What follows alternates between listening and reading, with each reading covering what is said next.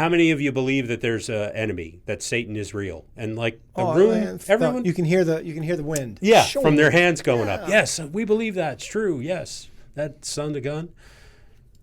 Then the follow-up question is, what is he doing to you? What has he got on you? What's he up to in your life? And it's just crickets. It gets pretty quiet.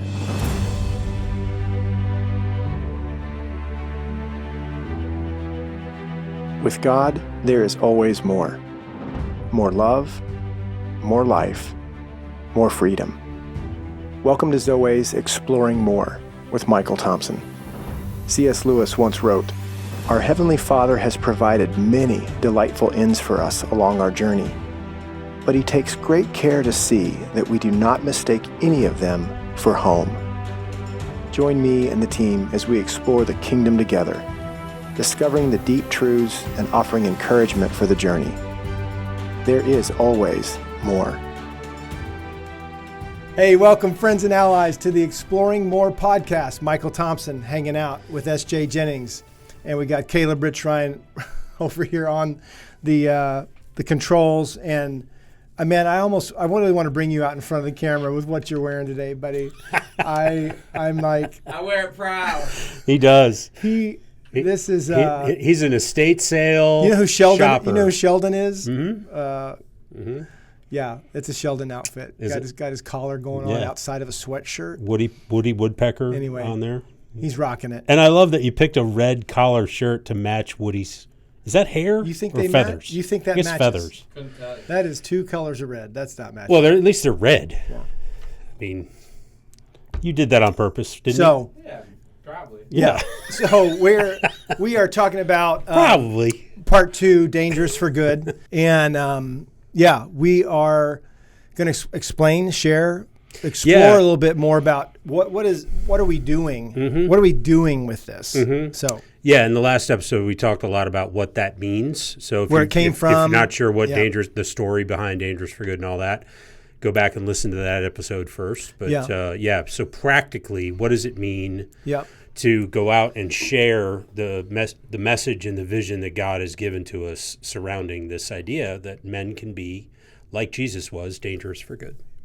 And if we're successful at all, that in helping men really to become dangerous for good, it's an orientation term. It's being an oriented man. Yeah. And so in other circles, it'd be boot camp, right? I mean, what do you got to do to be prepared, to be equipped, to be encouraged? Beginning of training. Right. Yeah, that's good. So and then be deployed. Right. So we'll be right back and watch this quick commercial on DFG. Men are seeing higher suicide rates in this country. And I think a lot of young men are actually looking emotional, toxic masculinity. How did masculinity end up here? Being known for causing harm, being violent, overpowering, and unsafe, and being relationally destructive or relationally absent. This is not who men were created to be. Men have been the target of a long and brutal assault by an enemy that knows what we might become and fears it. At Zoe, we believe that if men are a big part of the problem in culture today, men could be a big part of the solution. What if masculinity was safe and loving? What if masculinity was adventurous and encouraging? What if men were brave and empathetic, engaging and helpful? What if masculinity looked like Jesus, kind and strong? What if men were no longer dangerous, but dangerous for good? The Dangerous for Good Men's Summits. Head to www.zoe.org/DFG Summit for more information. Welcome back to the Exploring More podcast. And over the break, I made him so self-conscious that he took off his sweatshirt. Yeah. And now he's just wearing Yeah. Shout out to Universal Studios or wherever That's that thing came from. Yeah. It is Universal It's Studios. Universal. Look at that. Woody Woodpecker is hung over in that particular picture. But no, Caleb is one of the coolest dudes I know. He is, so man. He just doesn't care. He can rock anything. Most guys get up over 60, maybe 65, and they're rocking estate sale clothes or whatever. They just don't care anymore. Yeah. And Caleb's doing it in his early 20s. I mean, that's impressive. He's metal that way. Yep. Yeah. As I've gotten a little bigger, I've given him several of my. I finally have a little brother again to do hand-me-downs. Hand-me-downs. And, yeah. You love the hand-me-down. Man, I don't like throwing crap away. I know. That I paid for. I paid for. Yeah. So, all right, SJ, dangerous for good. I was thinking about kind of a different side of the history on this, just to kind of kick us off, was how you and Josh particularly, this obviously landed on you. It lands on a lot of men in a way that kind of strikes that chord in the masculine heart. Yeah. That I like that, or what does that mean? Mm-hmm. And so, in house and on the team, Dangerous for Good has been something that I don't know. A year and a half. You guys probably more than that. Yeah, a little bit. Trademarking, getting the stickers, the DFG stuff, and just kind of getting it more out front as a label, as a brand, than just on the stage when we talk about it. You want to talk about that a little bit? Yeah, man. I just when I first heard it, read about it, and in the book, and then thought, was introduced to it. We had it years ago on the shirts in Top Gun. Yeah. Before Heart of a Warrior Encounter was Heart of a Warrior Encounter, it was called Top Gun, and we had Dangerous for Good shirts. That was then. pre-book, PB. Yeah, that's right. But I just remember seeing it and going, I've lived a life. I didn't grow up in church and came to Christ a lot later in life, 35 years old. Did a lot of stuff. Matter of fact, it seems like I've been on a roll of sharing things that I have done in that previous life with you recently, and you're like, I did not know that. So let me tell you the one that you could surprise me with right now. If you tell me that you were a beekeeper. I was not a beekeeper. I mean. No, I was not. But okay. No. That would have been that came to me, and I'm like, come on. Shocking, yeah. But some of the shocking things were... not things that you're necessarily proud of that I've. Well, I was thinking of the other ones: coffee roaster. Oh yeah, roast master.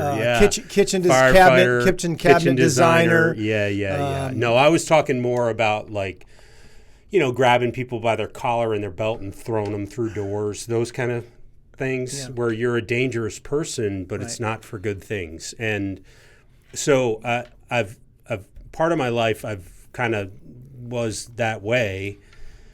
So to have that redeemed in this way, that you don't have to be just Jesus meek and mild. Yeah. What I call Iowa corn-fed Jesus. Blonde hair with the lamb around his shoulders like this. On the picture of everybody's grandmother's hallway. Yeah. Jesus was dangerous. He was like Eldridge has a book, Beautiful Outlaw. Yeah, that's a really great book. That book really appealed to me. Well, and that's why Heart of a Warrior and King Me Both, I had to have chapters on, do you have Jesus right? Right. Because I didn't. What's your image of him? I had him in those images of meek and mild. So when I hear this, I'm like, wait a minute. Mm-hmm. You can be a dangerous man without being harmful. Right.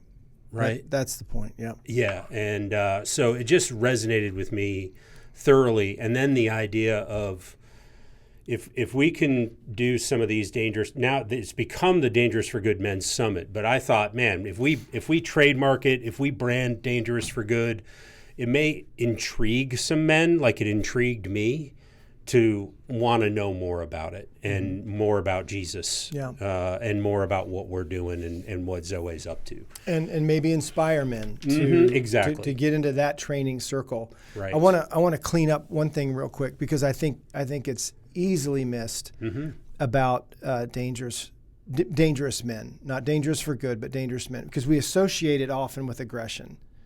and, I did. and anger. Yes, but you're right. And I want to say, look, it is just as dangerous to be passive. That's great. It is just as dangerous to be withholding or retreating or flight from situations that require strength. Yeah, entering in. Entering in, yes. Right, and right. so it is very dangerous. I have talked to 2 men in the last week who have shared stories about their fatherhood and their sons, particularly their sons. Their son believed for 40 years that he was disappointed in them.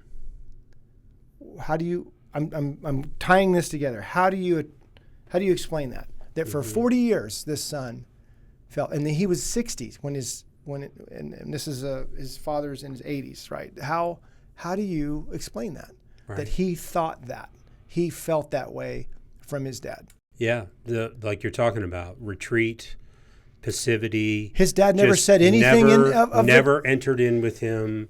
You don't know his dad's story, right? So we're not picking on the dad, but what we're saying, what I hear you say is it's just as dangerous, short-term, long-term, to retreat from an opportunity. Yeah, or not see it. Right. Like it was surprising to this father and grandfather to find out that that's how his son felt. Yeah. And I'm saying that is a level that's to some degree. No doubt. If it's not intentional passivity, which, that would be kind of cowering from opportunities that you actually see happening. This maybe even sadder is you don't even see the opportunity or the need for validation and affirmation and speaking in, well, I just thought you knew. That's a dangerous thing to assume. Dangerous assumption. A dangerous thing to assume. And so there's something different than aggression and passivity, and that is this idea of intentionality, situational awareness. I can't tell you how many times I've moved towards my girls, my kids, my wife, in with the perception of what would I need? What would I want? What would be important here? What do they need to hear? In a given moment. Yes. Yeah. And I think that's where, instead of letting the enemy, through my withdrawnness, my quietness, my passivity, fill the vacuum, whisper whatever the heck he wants to, or they want to, or just put another layer on it, then that's what we're talking about, how dangerous it is to be misinformed or to miss moments and find that our sons and our daughters, our friends, our spouses.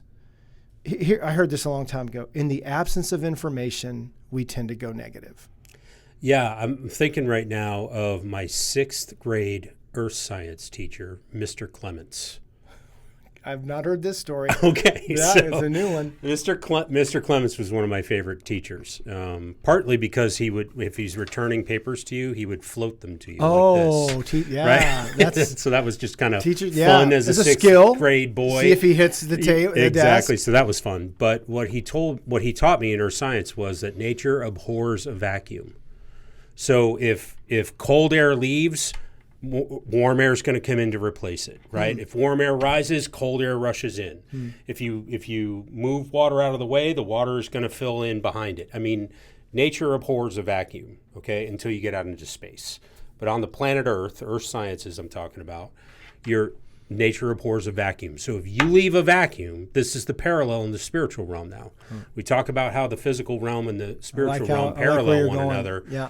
If you leave a vacuum in that space where your son, your daughter, your wife, your friend, whoever it is, you have an opportunity to step in and give them truth and support and encouragement and love in a moment. That vacuum will be filled with something. And generally speaking, it's not good, whatever fills it in, the space that you've left open. That's a great concept, and I think you're 100% right. It applies to this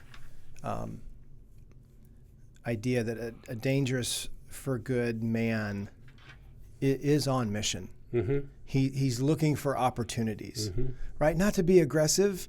No. To be intentional, to enter in, to be present. Be aggressive in defense of someone in the spiritual realm. Maybe, right? Yeah. Speaking truth as a way to ward off the enemy that's coming towards you, but not in the punching guys' lights out. Two situations in the last few days. I've been talking with people, and I'm going to add this to the dangerous for good list. Like, what does that look like? Well, leaning in, intentionality, being present, thinking on behalf of the spiritual battle and this person's where they are in it.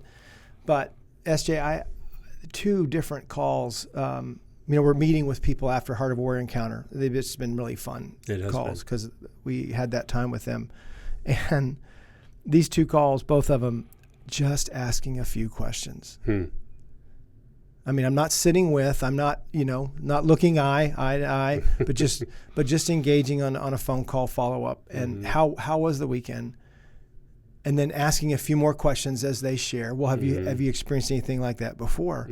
So just a couple more questions, and then to say, that is one of the best stories I've ever heard. And it was true. It was 100% true. I'm not saying you got to lay icing down everywhere you go. Right. But they were great stories. I said, man, thank you for telling me. I am so happy for you. That's one of the best stories. Well, one, I could tell both of them on the call were just like, man, that they said, you know how much that means to me. So I'm dangerous for the good in their life. I'm making sure that the good is amplified. I'm making sure that the good that God's up to in their life, I'm calling it and saying, come on, tell me some more. So both of them, I could give shout outs to them, but I'm not sure I want to throw that out there, but they're good men.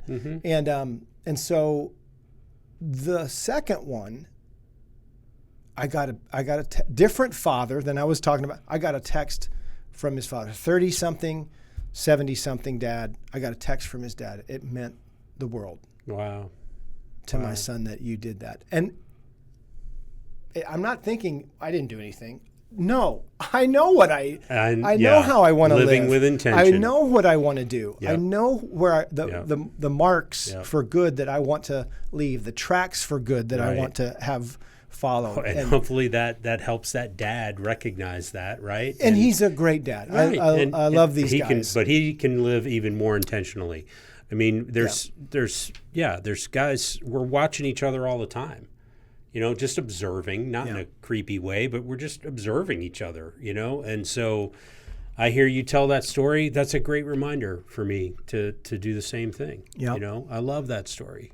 Check in, check on, and we all have capacity to some level. I mean, some people are really masterful at juggling 20, 30 relationships. Some are in that extra large, double extra large, 50, 60 relationships. But if you walk with God in the Spirit, and you're just, that if he brings somebody to mind, somebody just drops in, that might be appropriate. I know there's chore lists of who I need to talk to, who I'm going to call. But I'm just different. Talking about, you know what I'm saying. There's a difference. It's happened many, many times to me where I'll just be, having some quiet time in the morning, drinking a cup of coffee, doing the Wordle in the morning, and somebody just pops into my head and shoot a quick text to him. Hey man, Jimmy Mack is good at this in the mornings. I think it's missionally one of the things he does. He's been on. Most mornings I'll get a text from Jimmy Mack. I'm thinking about you, praying this psalm over you, and then some exhortation of you got this. Sometimes I'm like, all right, I need to reply to this. I want to acknowledge this. That's a better word. And I don't something beyond the thumbs up. Emoji. Yes. And or amen. And so, but he's always great with engaging. So I think bringing some more definition and how does this look? How do you become oriented to this? How has God led us to create these Dangerous for Good Men Summits events? And so before help that happen. Are we going to a break today? Okay, going straight through? We already We already broke. Okay, so I want to, before we get into some more practical stuff, I want to ask you, and then this is one of those I'll ask you if you'll ask me kind of questions. How does DFG, small groups, initiatives, summits, how does this play into this bigger campaign, this bigger strategy and battle strategy, war strategy in terms of RGM, redeeming generational masculinity? We've been talking about that this year. So I'd love to hear what you think about this as a means to that. Yeah, I think the DFG men's summits, as I've often said in other contexts, it has a great opportunity to be an on-ramp into this message and this understanding of the larger gospel. And I think without the understanding of the larger gospel, redeeming generational masculinity, okay, I hear that. I've heard a lot about toxic masculinity and a lot about how generationally we're broken. I'm talking about just societally and culturally. We're broken apart. So I might hear redeeming generational masculinity and think, yeah, that's a good idea. But it's kind of like asking someone to step into a higher level, a more advanced level of training and moving in a certain way without having gone through boot camp. And I'm not suggesting the DFG Men's Summit is a boot camp in any way. We're not shaving your head when you get there. But it is an orientation. It's not a bad idea. It's not a terrible idea. But it is an orientation. Yeah. Right? Yeah. And if you're not oriented in your own life, in your own heart, on your own journey, at least starting that orientation, then redeeming generational masculinity, you're handicapped from the get-go. You're hamstrung from the get-go because you're operating out of brokenness, false self, woundedness, all of that. Yeah, wounds, vows, and agreements. So one doesn't just play into the other. One enables the other. It's required. Yeah. That's great. Yeah. I agree. So what about you? Well, another conversation comes to mind, and I just talked about not being passive, but rather engaging. And so here I go. The church. Yeah. And I'm in conversations about the church proper, church address, First This, Baptist, Presbyterian, and we've got some cool names for Spring This, Well That, Cross That. Cross. Yeah, man. Cross This. It's all awesome. So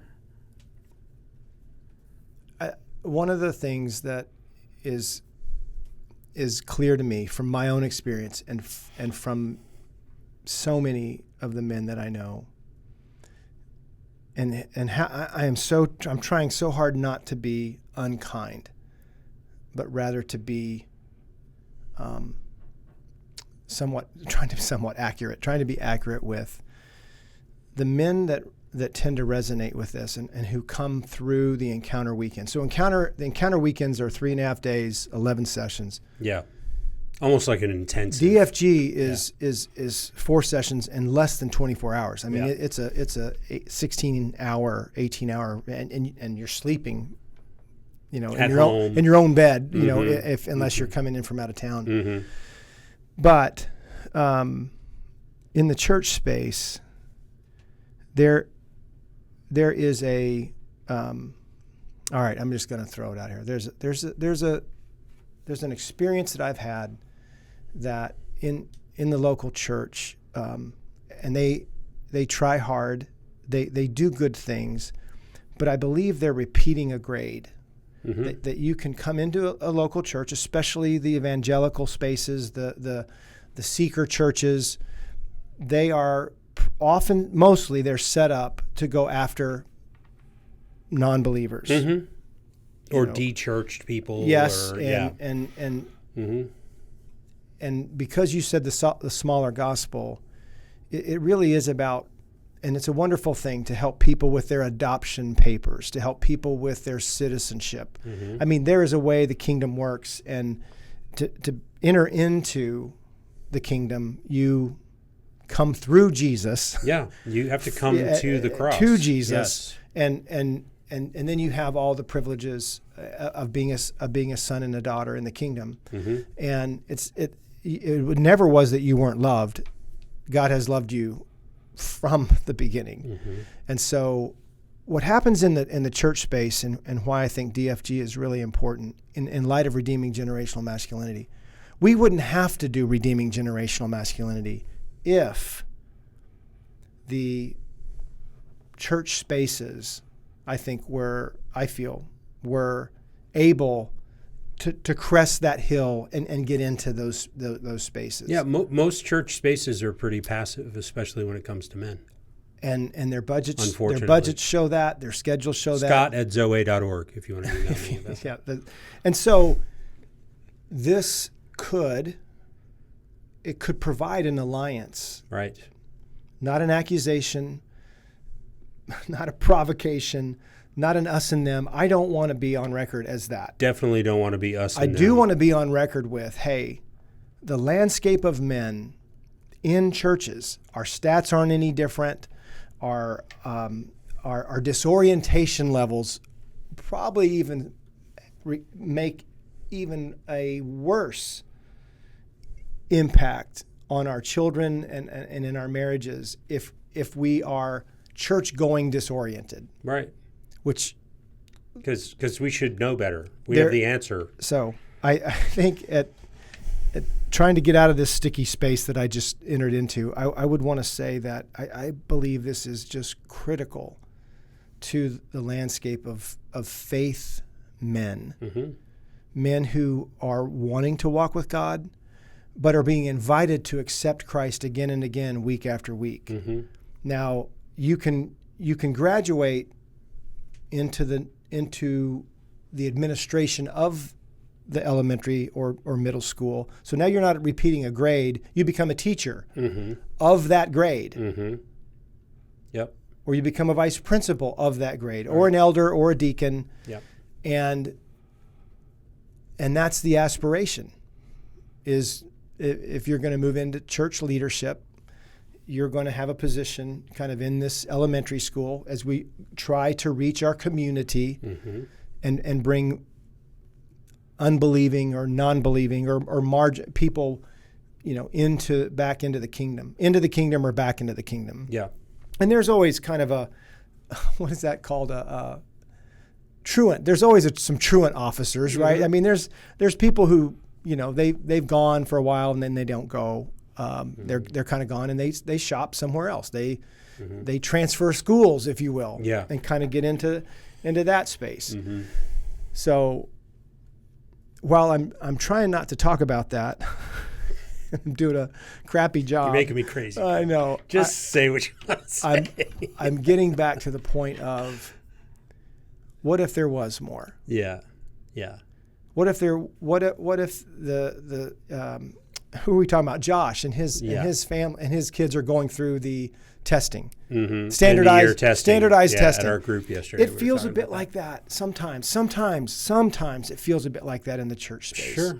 Yeah. And as a student who was stuck in fourth grade mm-hmm. and stuck in sixth grade mm-hmm. for decades, I got pretty good at the test, but mm-hmm. I still felt like week to week, because service and obedience and sin were kind of the driving themes. That's the playground I played on. That's kind of the decor. Well, I love one of the stories you have about when you kind of were, wait a minute, where every week you were being told what a sinner you are. Mm-hmm.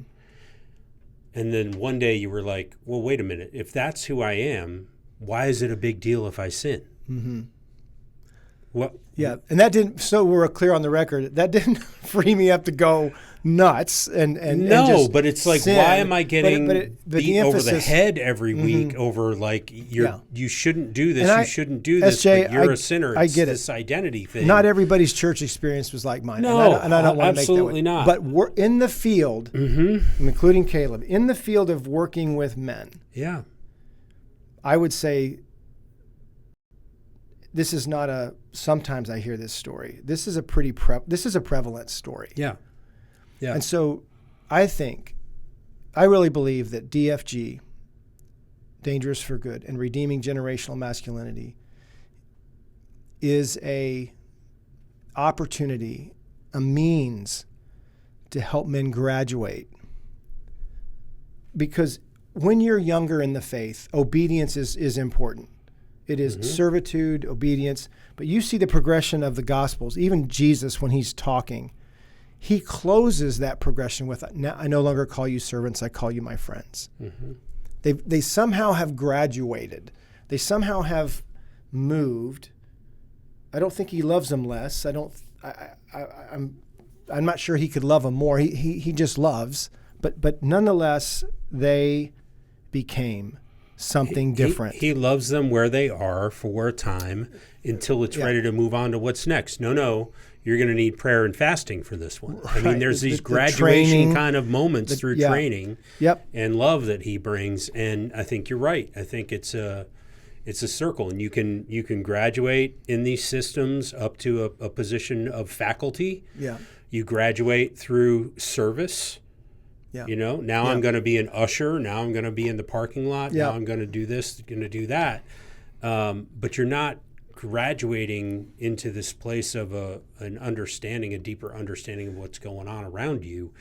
And again, I don't want to go to an us and them situation at all. No. And so if you're hearing that, I'm sorry. That's not what we're trying to communicate.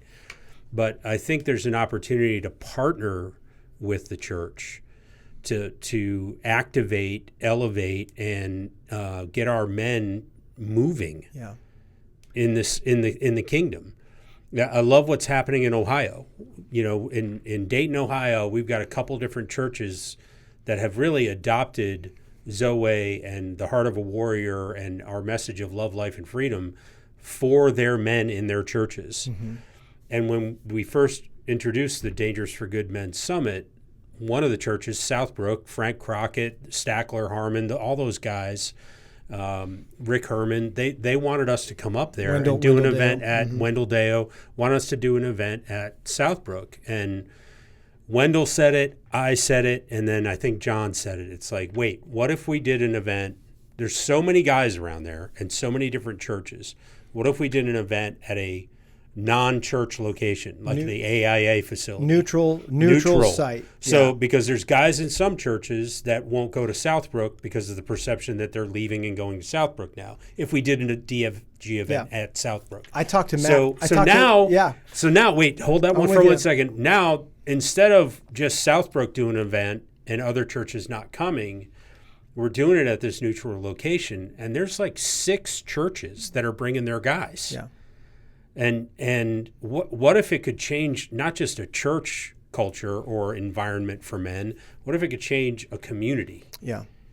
At a time. So that is missionally what we're up to. I was just talking to Matt today, up in Tryon and Landrum, South Carolina, right there at the border, and he's had to move from.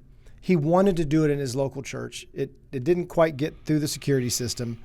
And now it's becoming something else. Mm-hmm. A few weeks later, I mean, the church men's retreat is still on, but now it's moving towards that. It's moving towards that idea. And the point of the DFG summit would be to gather men. So this quote is that we continue to move around. I think we're going to talk about it in another podcast, right? The Allender quote. Find like-hearted kings, and we would add warriors and elder sages for generational masculinity. Mm-hmm. Find like-hearted kings, warriors, and elder sages moving in the same direction. That's what the DFG event is for. That is to find those men, gather those men, invite those men. Right. I was thinking of when you were talking about church, and I was thinking about all my years on Campus Crusade staff, which I loved, 17 years, crew member. It was awesome. But, evangelism. I mean, we're talking about invitationalism. Yeah. We're talking about inviting men into more. And I want to go back to, I am grateful for the years of repeating some of the grades I did in church and Push-ups staying and sit-ups are staying needed, in those right? spaces Yes. and learning my ABCs, Fundamentals. learning the scriptures. That's critical. But moving into intimacy, moving into warfare, moving into hearing from God, talking with God. I did not. Those classes were not available to me. Right. And I did a lot of church and faith spaces, even in my crusade years. These are some things that I found to be very significant later in my journey. And maybe it was just me finally being able awakening to comprehend and take those further steps. But that, when I think about Dangerous for Good and the results of some of that teaching in those particular areas, and also the experience of them, it's not just academic, SJ. That is so critical in this space. Time alone with God. It's not just theologically significant, though I hope it is. And there's just too many men who do have a well-placed foundation of biblical knowledge. But I'm afraid my experience has shown me, even in my own story in life, that's not the same as experiencing an intimate walk with God, where you know and you hear his voice and you are looking for the ways in which you can partner with him and that you can be partnered with to bring the goodness, to bring the goodness of God, to bring the goodness of the kingdom, and to engage and move intentionally in those spaces. Yeah. I just have a lot of thoughts, but the thing that popped into my head was from the episode last week, because I'm not only a part of the podcast, I am a client also. I listen to the podcast. And you and Josh were talking about, it's the difference between dating, wanting to talking about dating, like we exchanged notes. You guys were talking about passing notes across the desk or whatever. Yes, I'm your girlfriend. Oh, okay, great. And then you never go out on a date or you never talk to each other again, So I'm thinking of the idea that it's like, can we be intimate with God without understanding some of these things, some of these foundational ideas that, yes, he still speaks to us. Yeah. Some of the things that we are going to talk about at the DFG summits, there is a larger story. Yeah, there is an enemy who wants nothing but death and destruction for me. And that's a real and it's thing. Real. Yeah, I mean, like, and it's real. So yes, you can read about it. If you've read the Bible cover to cover, you've read about it. Oh yeah. But how is it impacting your life? Yeah. This is one of the great things that you have asked at the weekend years and years ago. When I heard it, I was like, oh man, I got to remember that. You said, how many of you believe that there's an enemy, that Satan is real? And like the room, everyone, you can hear the wind. Yeah, from their hands going up. Yes, we believe that. It's true. Yes, that son of gun. Then the follow-up question is, what is he doing to you? What has he got on you? What's he up to in your life? And it's just crickets. It gets pretty quiet. Yeah. And that is why we want to do some DFG. That's right. Because if only 400 guys can get into an encounter, right? These are hopefully going to be spaces that are more accessible, and in some ways for the money, you get a couple meals, you sleep in your own bed, unless you're coming in from out of town, and you're going to get 4 sessions on orientation. And so I want to talk about those sessions, but I've got the website up here in front of me. Yeah. So let me just say, Dangerous for Good Men's Summit is designed to be a catalyst event for the men in your church or community to experience an encounter with God and to begin a journey of orientation and wholeheartedness. I mean, we could have just, that's it. Read that and ended the episode. No, we need more to talk about. It's beautifully simple, and yet I think it's incredibly aggressive in what might happen if this this year 3,000, 4,000 men start the journey of orientation. And when we mean orientation, this is something that is, it found its way in the Heart of a Warrior in 2016. And you know about books. It doesn't, if you didn't know that C.S. Lewis wrote a book called Mere Christianity in the 40s, then it's new to you. Right. Its published date is today. That's right. When you find out, you need to read that. Right. So anyway, Heart of a Warrior 2016, that nothing to hide, nothing to prove, nothing to fear, things that we have come to coin as that's a way to live, like Jesus lived. And so a disoriented man, or a man who's more, when we say disoriented, we're talking about false self is more dominant than the true self. I mean, we all have that rivalry in us, right? Sure. True self, false self. But if you don't know what I'm talking about, you're probably more false self dominant because you do have to pull away and kind of see this and see how it works. And that's what we want to do at DFG Summits is shed the light on how does this work? How does this look? What does it mean? And there's some academics, there's some theology, sure, but there's also philosophy and theory and invitation, like you said, an invitation. Now that I can see it, now that I have at least a rudimentary or beginning understanding of how these things work, now you start to go, oh, wait a second, and how see how this has been working in your own life. I get excited, man. I mean, it's if there was the opportunity in any of our stories to say time out, let's go up to where Pat Summerall and John Madden are. Right. Where now it's the telestrator. Let's go up to this place so you can see the whole field. Yeah. And then once you understand this place exists and you can go up there whenever you want, what if you could live up there? Yeah. More. Right. That's orientation. It's not like football where you get 3 timeouts per half. Yep. You get all the timeouts you want. So this progression thing is critical. Yeah. About, you all learn to play Little League. You all learn to play youth football. You all learn to play rec basketball, and you begin to move and graduate. And if you stay with tennis, it's not about just getting it over the net. As you progress, you start picking what side of the court. Then you start deciding as you progress how close to the line. Do I want to put a spin on it? Do I want it do to I be want to go to the a net? Flop shot? Do I want it to be... Because what happens is, the further you advance, the more your opponent matters. What are they doing? What can I do to counter theirs and exert my strengths? That's orientation. Right. It's not just about hitting the ball. It's not about getting it over the net. It's not about not turning it over. Right.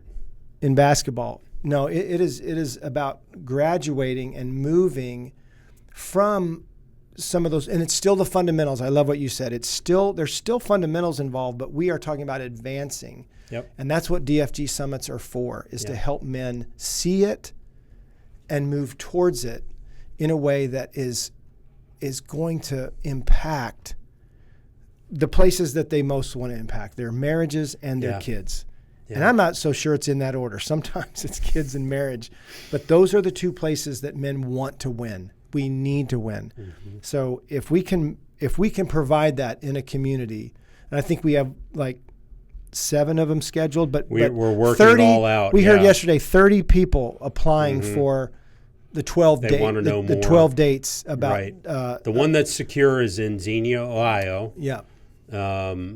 August 2nd and 3rd. So Southwest Ohio, Northern Kentucky, that whole area, man. Come on in. So you might be one of our Zoe allies, which is awesome. And if you want to go to Zoe allies and enlist, or in this case right now re-enlist, and we'll start that conversation. But the DFG website has everything that we could put on there that would suffice as framework. Yeah. We've got one that we're talking about in Charlotte with our friends at the barn. Haynes was saying, would you be willing to do it an all-day Saturday? Right.